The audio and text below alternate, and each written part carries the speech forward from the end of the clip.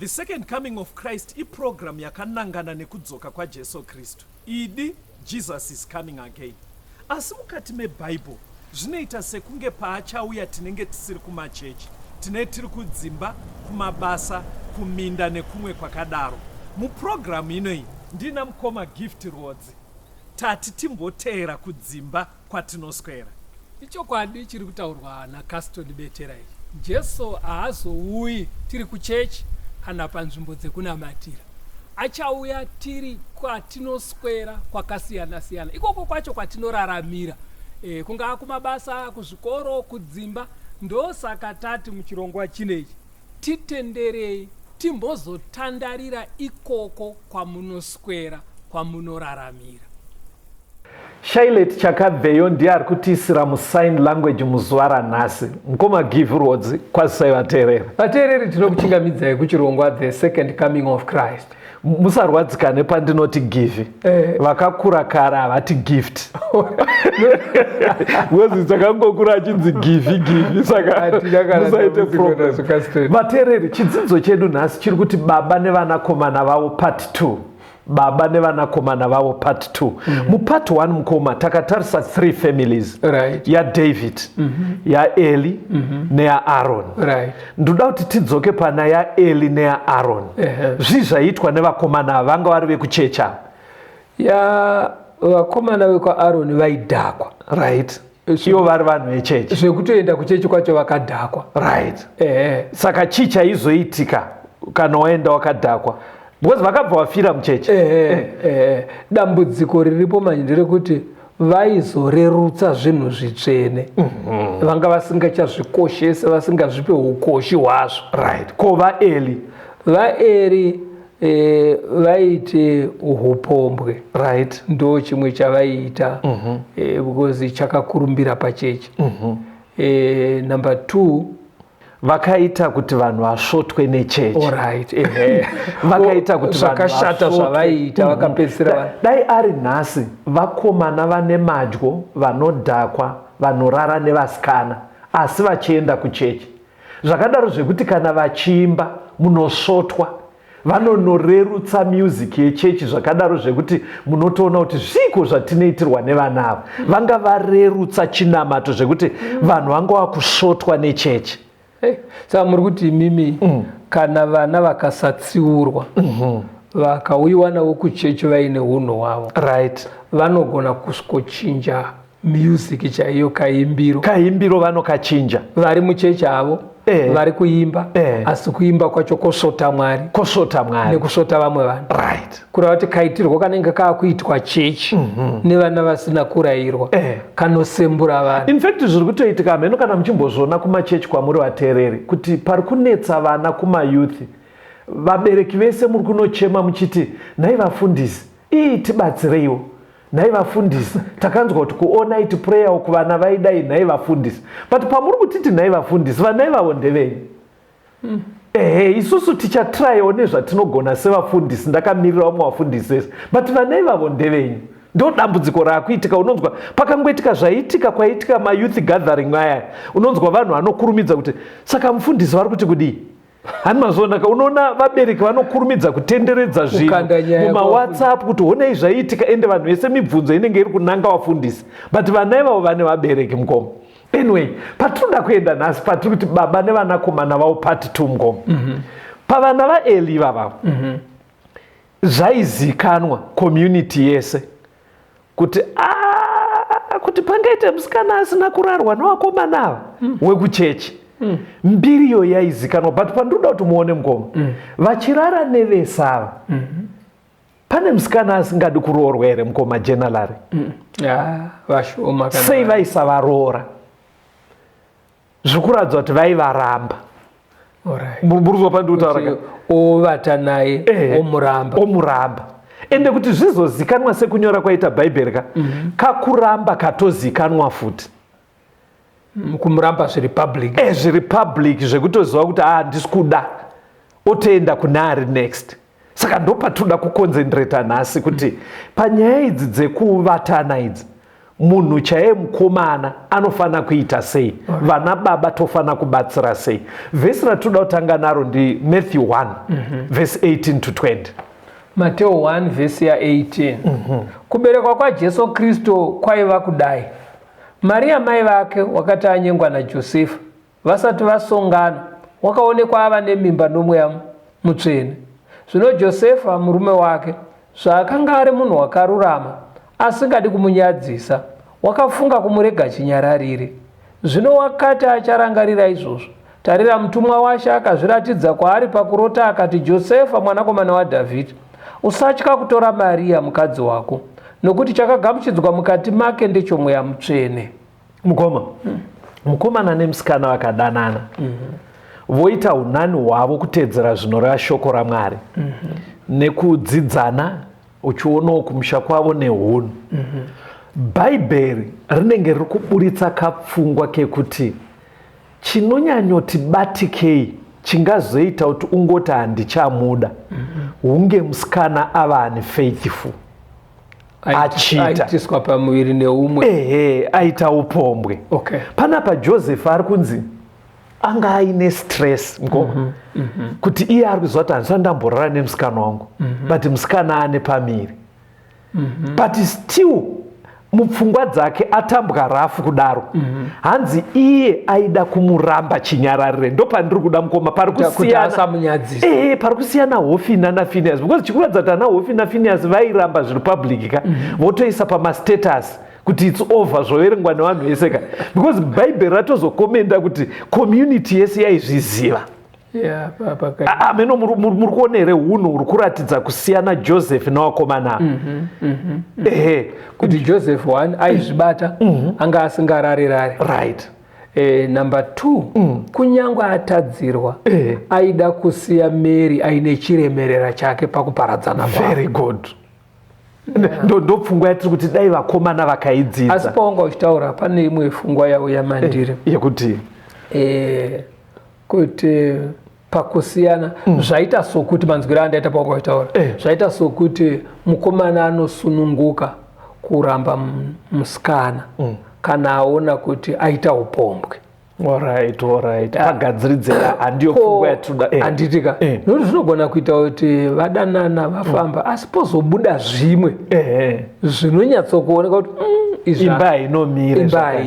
Aiwa, munhu anogona kusiya, but still pakadaro ngaasiye, kwete semasira aHofini naPhinehas. Zvakare vanofanira kunge vasina kurara vese. Exactly. Because kuramba munhu haizi saini yekuti munhu aite mbiri. Kunzi akapi kaka zviya zvekuita kunge zvinonzi hameno imwe level yaunhu, pane kakuchengetedzana unhu kanodiwa even muri kusiyana mukoma. Ndo zvaitadzwa nani naHofini naPhinehas. But vakomana ava futi mukoma, toda kudzoka pakurara apa. Iyo tainzwa yekuti pane zvinobatika. Chii chimwe chinganyatsobatike kuti usiye munhu kuri kwekuti mavata mese? Haana zvimwe zvipomerwa. Because vakomana vaingoramba mukoma. Ndoda kuti mumbonzwa kudzidzisa kweBhaibheri, endai pana Exodus 22 verse 16 na 17. Exodus 22 verse ya 16. Yes. Kana munhu achinge anyengedzera musikana usina kunyengwa, akavata naye, zviro kwazvo unofanira kumuroora ave mukadzi wake. Kana baba vake vakaramba chose kumupa iye, unofanira kuripa mari yakaenzana nerovoro yavasikana. Mukunzwa maprinciples emuBhaibheri mukoma. Bhaibheri riri kusiyana nesu pakuti isusu musikana akatizira, vana mbuya nanatete vanomuunganira. Unzwa une nhumbu here iwe? Taura chokwadi, une nhumbu here? Kubata handina nhumbu, saka waingei. Muchaona kuti mumaraini tinofunga kuti nhumbu ndo chikonzero chekuti mukomana atore musikana. Yet Bhaibheri riri kuisa pachena kuti kungorara vese. Very good. Ndo pandiri kuti vakomana Hofini naPhinehas, saka manzwa Bhaibheri raiti vaitadzira Mwari. Bhaibheri riri kutoti warara nemwana wevanhu, Mwari ari kutotarisira kuti even ungosati waaprepared, even uri kuti vakomana iyi ndo tsaona iyi. Bhaibheri riri kutotarisira kuti ungadai wakutofanira kupfugama kuti Mwari ndibatsirei, ndiye atoo mudzimai wangu. unoziva kuti kabudiro kazviri kuita zviri kuisa mhosva hombe pavakomana vazhinji, because kune vakomana vakawanda vari kungorara nevasikana vachisiyana navo, saka ndo vari kuzviunganidzira kutukwa, ende vamwe vacho vari kufunga kuti vakangwara because vari kuti pavari kuvata nevasikana vari kurashira mbeu pasi, saka pamiri, because vaakuzviziva kuti ana tete nanambuya vanobvunzwa kuti une pamiri here. Saka Satani akabva avaudza kuti vakomana, saka kana nyaya yepamiri iyo iri kukosheswa, imimi rashirai mbeu pasi. Handimazona yeti Bhaibheri vari kuenda vakatakura chituko, hanzi chinhu chingatoita kuti warara nemwana wevanhu usamurore ndokunge tezvara varamba. Zviya zvekuti mukoma ndine mwana wekuti ndabva mukubhadhara exam fee kana kuti ari kucollege, ndiri kutoziva kuti achipedza attachment akuenda final year kuti apedzise, mwana wobva avhiringwa kudaro. Hanzi sababa ndogona kuzvipira kuti ndakugara hangu nemwana wangu akadaro, asi ngaapedza ake chikoro akazoshaya nomurora ameno.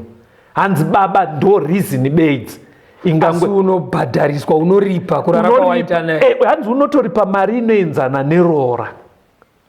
Bhaibheri riri kubudisa pachena kasimbiro kenyaya yayo, riri kuisa heji kuti wedweka area ine kekudanana, mukangoenda step yekurara rodhi yacho yakutokulidhai kumarriage, ndozvarina zvine matuso zvine kutakura chituko. Ndosaka muri kuona Mwari akataura kuti muchanzwa zvandinoda kuitira Hofni naFinehasi, but muchaona kuti kuine vanhu vanovata nevanhu saHofni naFinehasi. Inzwai pana 1 Samuel chapter 4, verengai vhesi ya 19 to 22. Samuel wekutanga 4 vhesi ya 19. Zvino mukadzi womwanakomana wake Finehasi wakanga ava nemimba oda kupona mwana, akati achinzwa kuti areka yaMwari yatorwa uye kuti baba womurume wake nomurume wakewo vafa vose, akapfugama akapona mwana, nokuti wakasvikirwa nokurwadziwa kwake. Nenguva yokufa kwake vakanga vamirepo naye vakati, usatya hako, nokuti wapona mwana womukomana. Asi haana kupindura kana kurangarira izvozvo. Akatumidza mwana zita rinonzi Ikabhodhi, achiti kukudzwa kwabviswa kuna Israeri, nokuti areka yaMwari yakanga yatorwa, uye nokuda kwababa vomurume wake nomurume wake. Akati kukudzwa kwabviswa kuna Israeri, nokuti areka yaMwari yatorwa. Right, mkomaka patichapedza chidzidzo muyeuchidza vateereri, toda kuti vazonyora vakomana kuti handidi kuita saHofni naFinehasi.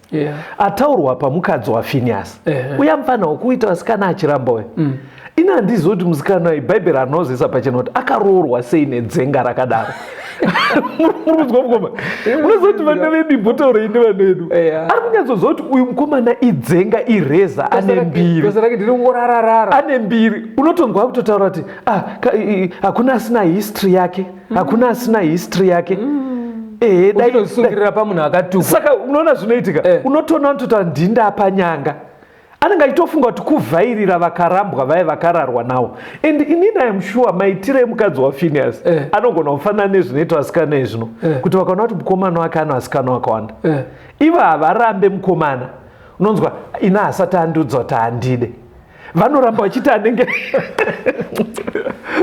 vanoramba vachiti anenge makwikwika. Saka zvaanoita akatozoona kuti mukomana ka ari kutida tesa haasi kutiramba, anobva ati gandimuitire nhumbu.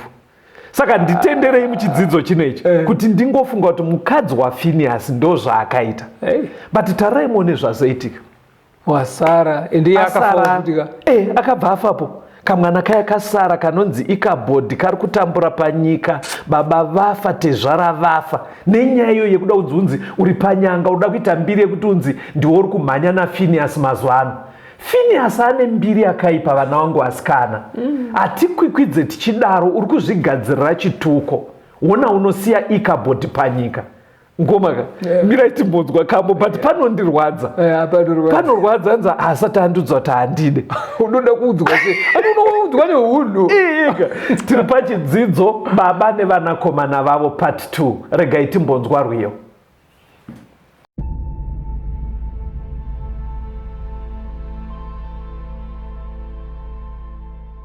Kana ndiri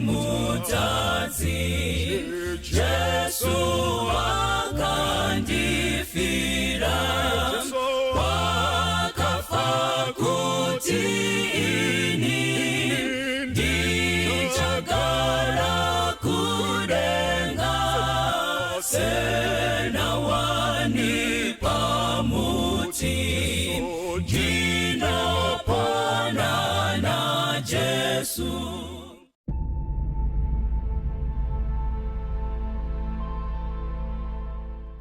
Chidzidzo chedu chiri kuti baba nevanakomana vavo sizvatamboita mukoma tauraiwo nana mai part 2 tauraiwo nana mai vane zvavangabatsira apa vana vavakomana nevasikana taachitaura mukadzi waFinehasi wekuti ari kuona ndo unhu uripo inaye I'm sure haana kumbobvisirwa rora akatozongojambira aona kuti takawanda beta nditange inini but uona izvazvasiya uri samai chii chinoda kuitwa ngoma vanasikana ngavarayirwewo kuti ukaona mukomana aine hunhu hwakadai aiona kuramba wakazvisungirira paari uri kuzvisungirira pakatukwa right ngoma the heart is deceitful pane vhesi rinodaro kuti mwoyo unonyengera zvinoita vanedu asikana aona unhu hwesewo pamwe pacho anotomboudzwa kunzi mukomana wako akatizirwa asiyane naye ba vanotaura kachirungu unonzwa iti ya ndakazvinzwa zvangu but you know what I still have a place for him in my heart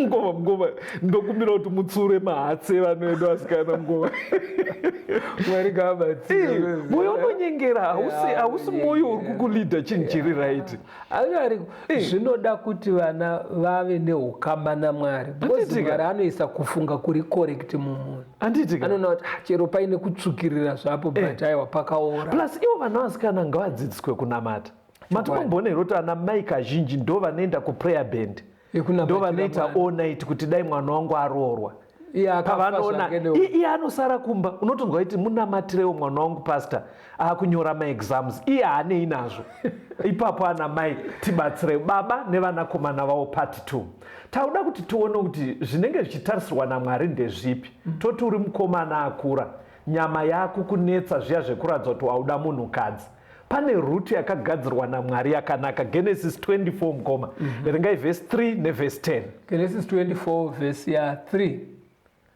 ndikupikise naJehovha Mwari wokudenga naMwari wenyika kuti haungatorere mwanakomana wangu mukadzi kuna vasikana veKenani vandinogara pakati pavo vhesi ya 10 muranda akatora makamera ane 10 pamakamera atenzi wake akaenda ane nhumbi dzose dzakanaka dzatenzi wake akasimuka akaenda Mesopotamia kuguta raNahori.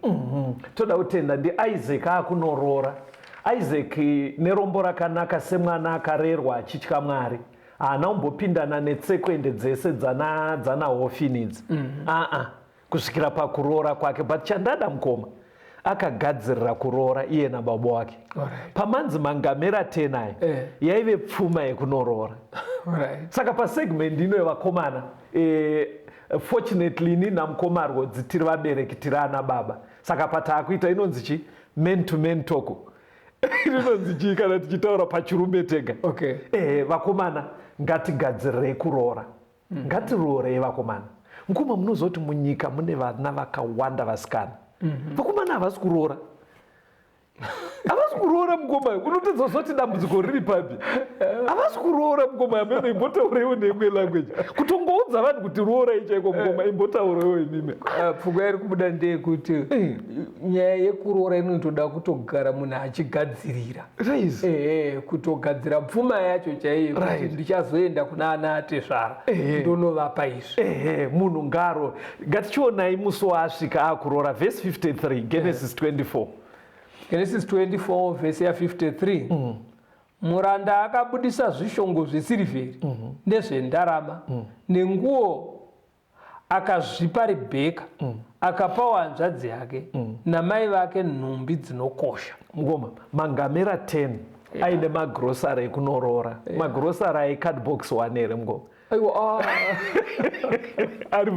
saka hanzi paakaona kuti apiwa zviripo zvinoita wakuwasha zviya zvekuti unogona kubva wakumbirwa kuti hameno nepatakavha apa inenge iri roora ramabvisaka pane pekuti unonzwa munyaya yakuti tinotenderwa here kuti tibva tatorana nemhuri yedu. Saka paakatenderwa Eliaza manje hanzi manzwa here zvinhu zvaakarora nazvo hanzi ana tsano akavapa zvavo zvamai ndobva avapa musikana akanonga ndo zviri mubhaibheri. Hazvina kana chihedhena hachisi kunzikana kuti chivanhu. Ndo zvinofadza Mwari mukoma. Pachibviswa upfumi kuratidza kuti wagadzirirawo. But muchiona kuti vakomana vezvinezvi vari kuchema mukoma. Vanodhura, unozwa moita kuti ndokupi mukadzi wako, ndokumasvingo here, ndokwakati anodhura. Hatisi kupembedza kuti vanatezvara vaita kunge vaakutengesa vana, izvozvo Mwari haadi. But munozwa mukoma ka makatidzidzisa, Pastor Rhodes vakatidzidzisa chimwe dzidzo vachiti marriage kufananidzira zviri Kristu nechechi. Kutenderwa kwababa namai kutanga marriage. Baba vari kufananidzira zviri Kristu, mai zviri chechi. Saka chifungai kuti Mwari akuitai entrust kuti mboitai mahumbwe muchifanonongedzera zviri Kristu nechechi. Chinhu chakakosha kudaro mukoma. Ungabva ungonochipiwa nedhora here mukoma? Unoziva kuti mubhaibheri mune mienzaniso yese. Vamwe vanenge asina, asi takaona mienzaniso kuna Jacob achishanda 7 years. Vabereki vemusikana vakamaakomodheta. Kwasha wedu haana zveshuwa, asi tokupa pekushanda. Ende shungu ainadzo. Saka pane nzira dzinoitika dzekuti kana uinazvo endesa, kana pasina panofanira kuti Mwari vachitungamira pasanganikwa, asi zvibude kukosha kwekuroora. Plus asina hafane kuti iwe mukoma nongoti handina. Tezvara unofanira kutozvionawo. Zvinofanira kungooneka.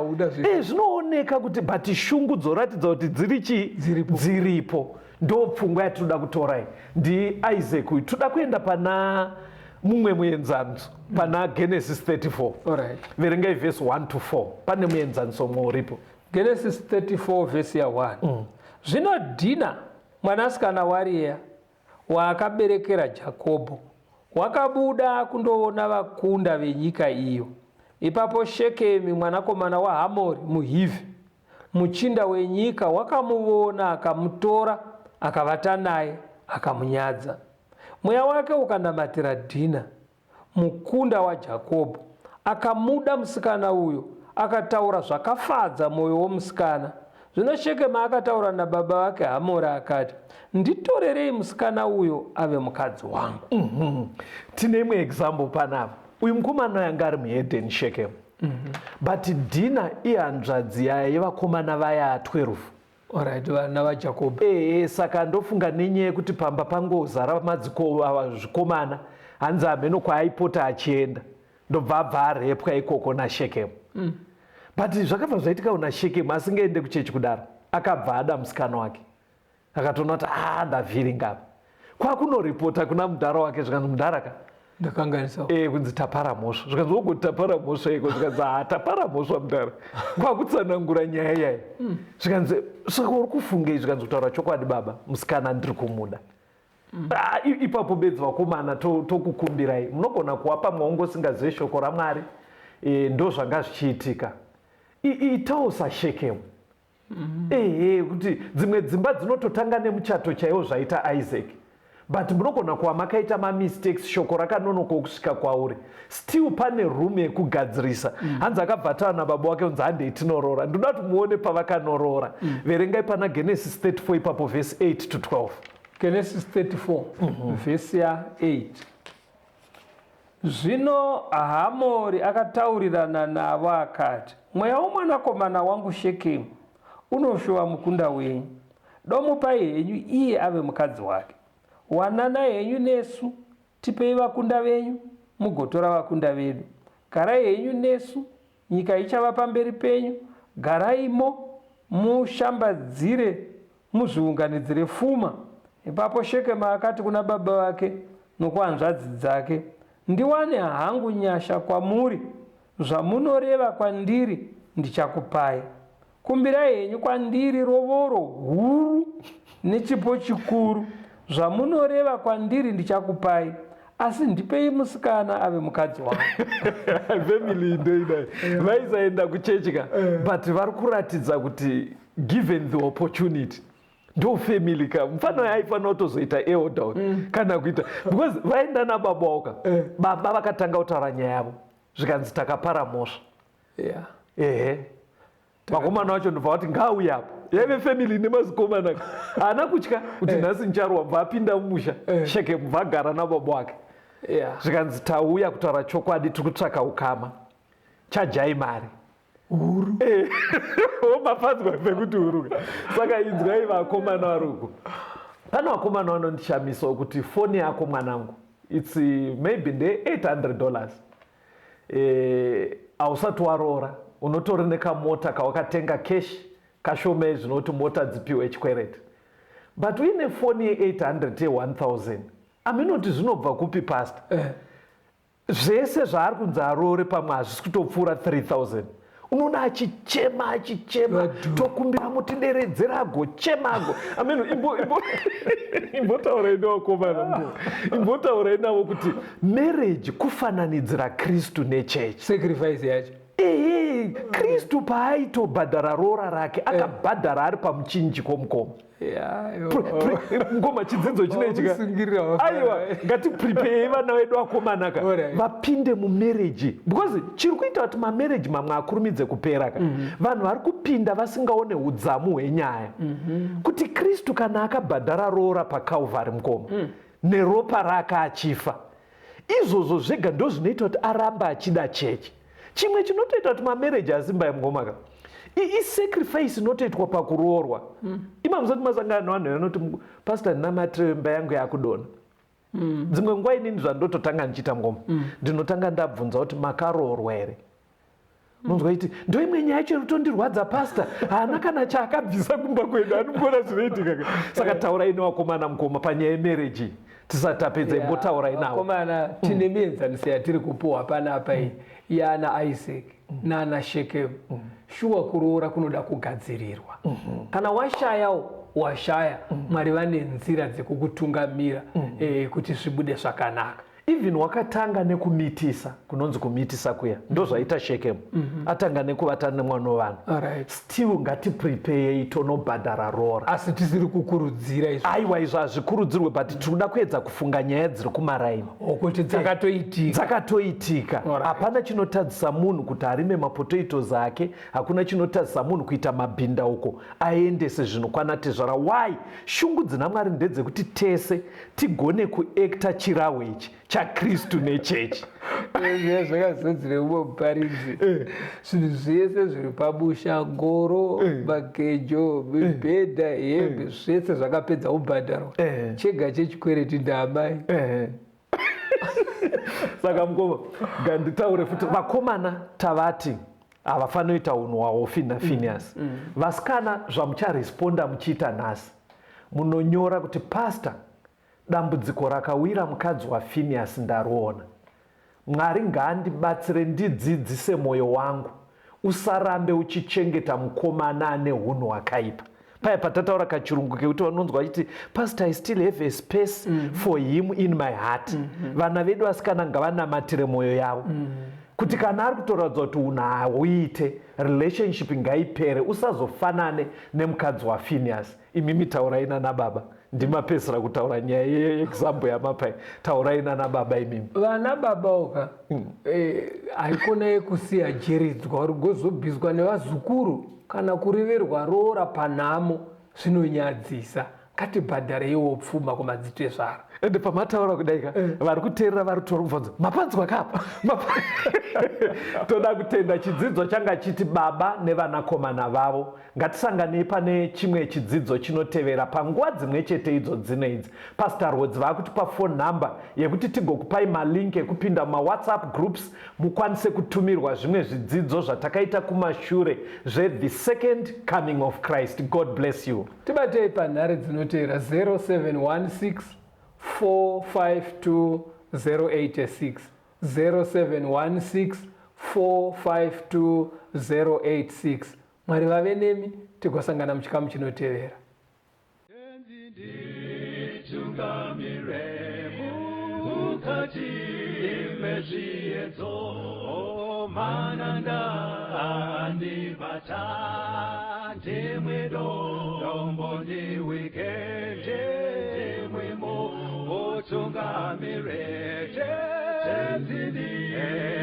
tungamire semwana awonyara tabu ungayara tinyanga mananda anomunzwa kanama atinyarara imwite tenziwe nyanza tenzini tungamire aponda yasvika nyanza mananda aondichisa handichina zororo ndotsamira kune mwika kandinzwe imwi motiti ndinokutungamira